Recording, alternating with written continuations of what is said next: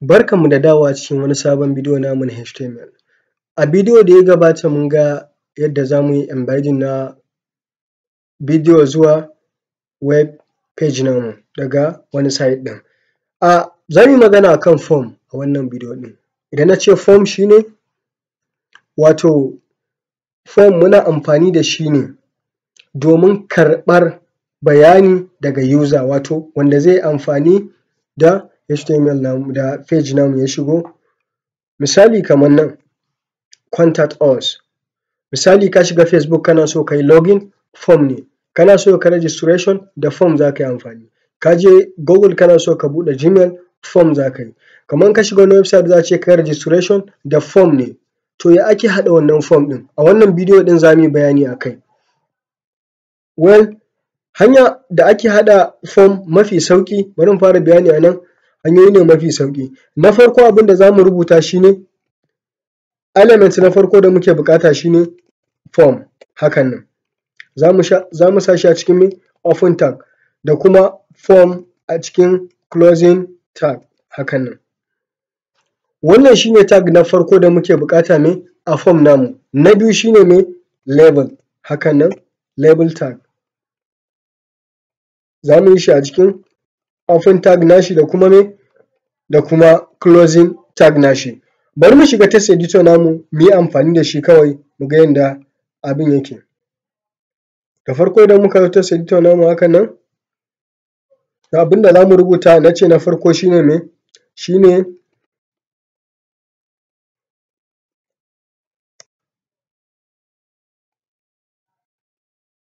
sai mu je mu rubuta me? Mun yi open na tag na form sai mu yi closing na me? Na form.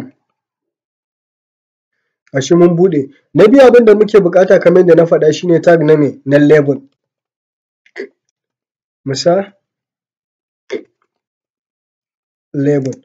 Shi wannan tag ɗin amfaninsa shi ne idan ka shiga misali da ka shiga nan, da muka shiga wannan form ɗin, nan ya nuna mana idan muka shiga form hakan nan misali form, za ku kalla akwai wajen, bari in shiga wajen book ɗin nan, a nan, za ku ga misali an ce ka sa farkon sunanka a Facebook za ka ga before nan ba a cikinsa za ka gani ba shi, kafin wannan za ka gan shi.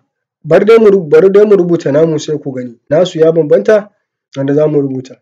Misali nan in ce name suna, sai na yi closing na me? Na label ɗin.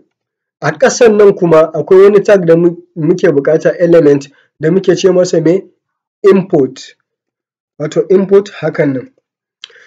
Wannan element ɗin shi zai ba mu dama mu sanya wannan ƙaramin box ɗin da zai sa mutum ya sa sunan shi, da zai ba mutum dama ya saka sunan shi. Misali kamar a nan, wannan box ɗin wanda jan wannan line ya zagaye sa, to shi ne muke cewa import. Bari mu dawo text editor namu nan. A nan name sai mu sa, a ina mutum zai saka name ɗin sai mu sa hakan nan, mu sa import hakan nan. To sai mu ce muna da wani label hakan nan, misali wani label wanda zai karɓa mana misali mu ce email, zai karɓa mana email, sai mu ce a ƙasan shi muna da me? Import na wannan email ɗin. To wannan shi kuma idan wannan box ɗin da wannan, in kuka kula a nan akwai button wanda suka rubuta book a table, so wannan abin muna ce masa button, wannan madannin, wato ana ce masa me? Button. Idan muka zo mu yanda ake rubuta button shi ma za mu rubuta menene? Button ne hakan nan, button, hakan nan button. To a nan sai mu rubuta text ɗin da muke so ya fito, misali mu saka, mu sa sign up hakan nan mu rubuta, sai mu ce za mu rufe me? Button namu hakan nan misali closing tag ne.